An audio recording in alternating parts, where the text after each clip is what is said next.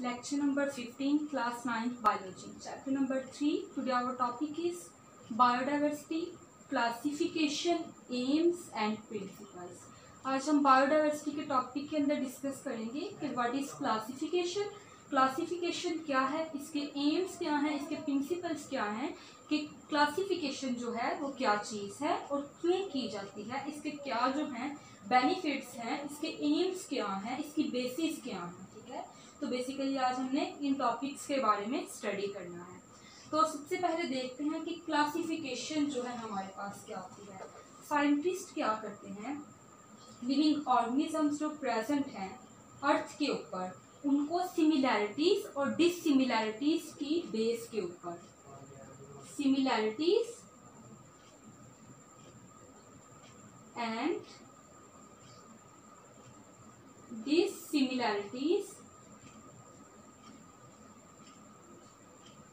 की बेस के ऊपर डिवाइड कर देते हैं डिफरेंट ग्रुप्स में. ठीक है, जो ऑर्गेनिजम्स, अब सिमिलैरिटीज का क्या मतलब है कि अगर किसी ऑर्गेनिजम्स के अंदर एक जैसी खसूसियात पाई जाती हैं, प्रॉपर्टीज पाई जाती हैं, तो हम कहते हैं उनके अंदर सिमिलैरिटी है, मुशाबहत है. इसी तरह अगर किसी ऑर्गेनिज्म के अंदर, डिफरेंट ऑर्गेनिजम्स के अंदर अलग अलग से खसूसियात मौजूद हों, तो हम कहते हैं डिससिमिलैरिटीज हैं. तो इस चीज़ की बेस के ऊपर क्या किया जाता है, क्लासिफिकेशन की जाती है कि एक तरह के ऑर्गेनिजम्स को एक ग्रुप में रखा जाता है और दूसरे तरह के ऑर्गेनिज्म जो कि डिफरेंट प्रॉपर्टीज शो कर रहे होते हैं, डिफरेंट कैरेक्टरिस्टिक्स शो कर रहे होते हैं, उनको किसी और ग्रुप में अरेंज कर दिया जाता है.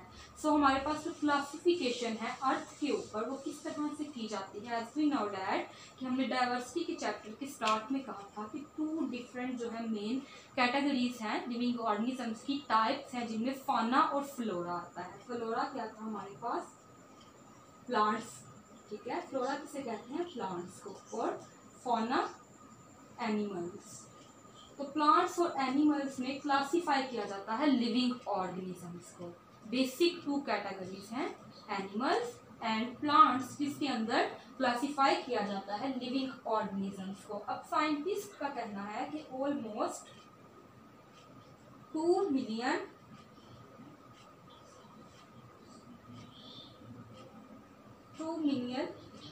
ऑर्गेनिजम्स को क्या किया गया है, अभी तक स्टडी किया गया है, ऑब्जर्व किया गया है, डिस्कवर किया गया है. अब इस 2 मिलियन में से 1 पॉइंट, अब हमने देखना है कि इनको क्लासीफाई, अब ओवरऑल बात की है हमने 2 मिलियन ऑर्गेनिजम्स. ये नहीं पता कौन से ऑर्गेनिजम्स को कितना सर्च किया गया है, डिस्कवर किया गया है, ओवरऑल 2 मिलियन. अब इस 2 मिलियन में से 1.5 मिलियन एनिमल्स हैं जिनको स्टडी किया जा चुका है, और 0.5 मिलियन प्लांट्स हैं जिनके ऊपर सर्च हुई है. ठीक है, तो एनिमल्स जो हैं उनको ज़्यादा स्टडी किया गया है, ज़्यादा सर्च हुई एज कम्पेयर टू प्लांट्स. तो ये हमारे पास क्या है, क्लासिफिकेशन. इसी तरह जस्ट यहाँ तक क्लासिफिकेशन नहीं रुकती, अब फर्दर जो है एनिमल्स के अंदर क्लासिफिकेशन होती है. एनिमल्स के अंदर क्लासिफिकेशन कि एनिमल्स के ग्रुप्स बनते हैं, एनिमल्स को भी आगे से डिवाइड किया जाता है. क्यों डिवाइड किया जाता है, ये चीज़ को स्टडी करने के लिए कि उनकी एवोल्यूशनरी हिस्ट्री क्या है. इस चीज़ को हम फर्दर जो है एक्सप्लेन करते हैं. यहाँ तक हमने भी स्टडी किया कि क्लासिफिकेशन क्या है, क्यों की जाती है. ठीक है, और क्लासिफिकेशन जो है वो कितने ऑर्गेनिजम्स के दरमियान बेसिकली हो रही है, जितने भी लिविंग ऑर्गेनिजम्स हैं उनको अर्थ के ऊपर क्लासीफाई किया जाता है. मेन है एनिमल्स और प्लांट्स, और टोटल 2 मिलियन जो है स्पीशीज में से, 2 मिलियन ऑर्गेनिजम्स में से आपके पास 1.5 एनिमल्स हैं और 0.5 जो है वो प्लांट्स जो हैं उनके ऊपर सर्च हुई है. अब नेक्स्ट हम देखते हैं कि एम्स क्या है क्लासिफिकेशन की. क्लासिफिकेशन तो हमने देख ली क्या है, क्लासिफाई करना ऑर्गेनिजम्स को.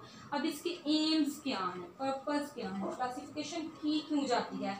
तो बेसिकली एम्स के अंदर हम 2 चीज़ों को स्टडी करते हैं. वन इज टैक्सोनॉमी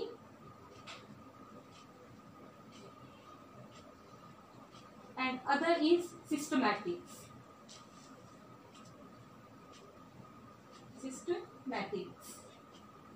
अब इन दोनों टर्मिनोलॉजीज को देखते हैं कि what is taxonomy and what is systematic.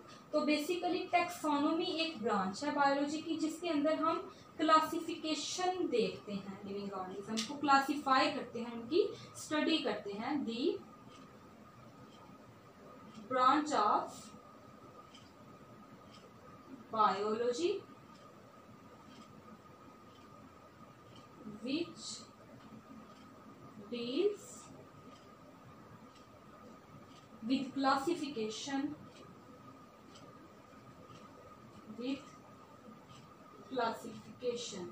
जो कि क्लासिफिकेशन के साथ डील करती है। डिफरेंट ऑर्गेनिजम्स की क्लासिफिकेशन को हम टैक्सोनॉमी के अंदर देखते हैं, जो कि एम है हमारे पास क्लासिफिकेशन का। नेक्स्ट है अब हमारे पास सिस्टमैटिक्स। अब बेसिकली सिस्टमैटिक जो है वो टैक्सोनॉमी से ही रिलेट करती है। इसके अंदर हम क्लासिफिकेशन के साथ साथ क्लासिफिकेशन को तो स्टडी करते हैं, जो कि हम टैक्सोनॉमी में स्टडी कर रहे हैं, बट इसके साथ साथ हम सिस्टमैटिक में एक और चीज स्टडी करते हैं, that is evolutionary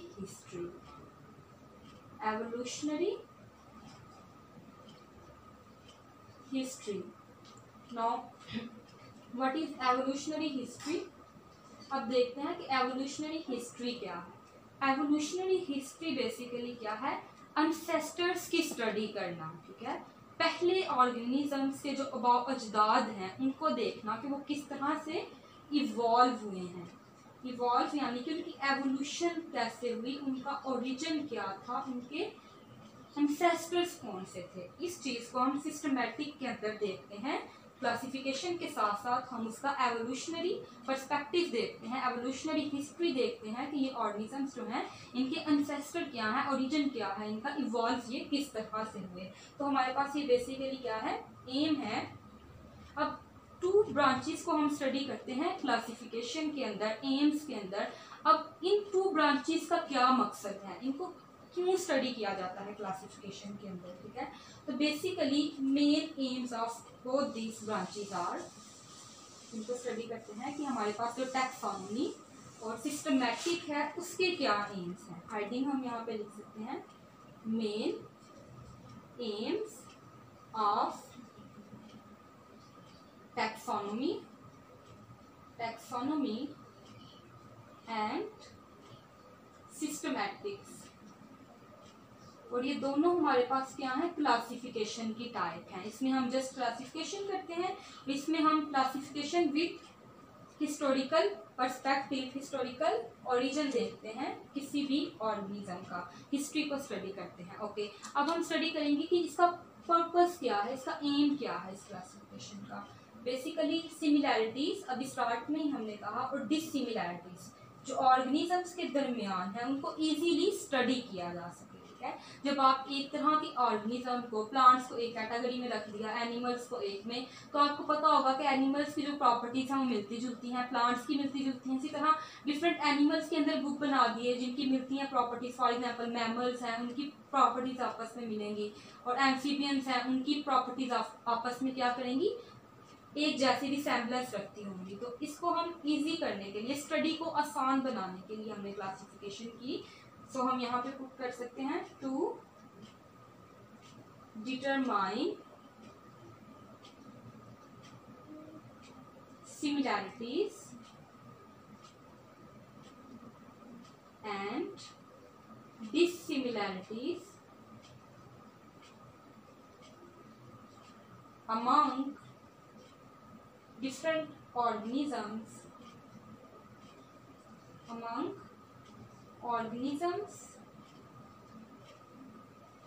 to study easily, ताकि हम उनको easily स्टडी कर सकें। अब आपको सोचे ना कि अगर एक ही तरह के आप तमाम ऑर्गेनिजम्स को एक जगह पे ला के रख दें, उनको आप स्टडी करने बैठ जाएं, तो वो आपके लिए डिफ़िकल्ट होगा। अगर आपने उसकी डिवीजन की हुई है, उसकी ग्रुपिंग की हुई है, तो आप क्या करेंगे, इसको इजीली स्टडी कर सकेंगे, बिकॉज वी हैव नॉलेज के एक ग्रुप के अंदर कौन सी सिमिलैरिटीज़ हैं। सिमिलैरिटीज़ करैक्टर्स जो हैं वो एक जैसे पाए जा रहे हैं, और जो अलग अलग करैक्टर्स हैं, जो डिससिमिलैरिटीज़ हैं, उनको अलग ग्रुप में रखा जाएगा, ताकि आप सेम ऑर्गेनिज्म को एक ग्रुप में रख के आसानी से उसकी स्टडी कर सकें, उसका हिस्टोरिकल बैकग्राउंड दे सकें, उसके एंसेस्टर तक पहुँच सके इजीली, ठीक है। तो ये हमारे पास क्या था, फर्स्ट एम था टैक्सोनॉमी और सिस्टमैटिक यानी कि क्लासिफिकेशन का।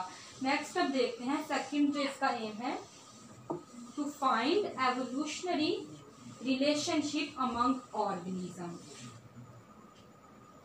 to find evolutionary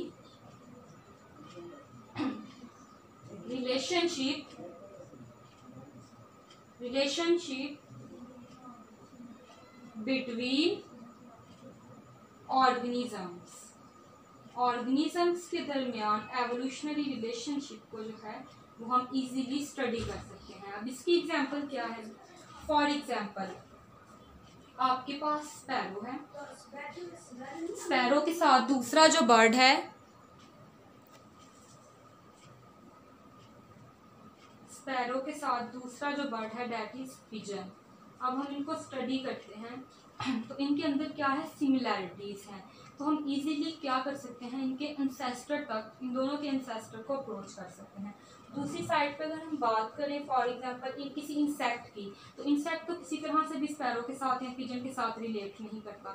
तो हम बेसिकली क्लासिफिकेशन करते क्यों हैं? इसका पर्पस क्या है, एम्स क्या है? तो बेसिकली एम्स हमारे पास यही है कि टैक्सोनॉमी और सिस्टमैटिक के एम्स जिन्हें हम कहते हैं, क्लासिफिकेशन के एम के ऑर्गेनिज्म की ग्रुपिंग करके उनकी स्टडी को ईजी करना, उनकी सिमिलैरिटीज और डिससिमिलैरिटीज के बिना के ऊपर उनको ग्रुप्स में डिवाइड कर देना ताकि उनको ईजिली स्टडी किया जा सके। और दूसरा जो है इंपॉर्टेंट पॉइंट दैट इज उनकी एवोल्यूशनरी रिलेशनशिप को जो स्टडी करना, उसको आसान करना कि एवोल्यूशनरी रिलेशनशिप कि उनके एंसेस्टर तक जो है अप्रोच वो इजीली कर लेना कि इनके एंसेस्टर क्या थे, यानी जो ऑर्गेनिज्म अब मौजूद हैं उनके ओल्ड एरा में इंसेस्टर क्या थे, उनका ओरिजिनेट कैसे हुए, वो उनका ओरिजिन क्या है, उनकी एवोल्यूशन क्या हुई। सो आज हमने जो है डिस्कस किया about classification, AIIMS and principles की क्लासिफिकेशन क्या है, क्यों की जाती है, इसकी इंपॉर्टेंस क्या है, इसकी एम क्या है, इसका प्रिंसिपल क्या है। होप सो कि आपको तमाम जो आज हमने स्टडी किया क्लियर हो गया होगा। नेक्स्ट इंशाल्लाह हम स्टडी करेंगे बेसिस ऑफ क्लासिफिकेशन। ओके।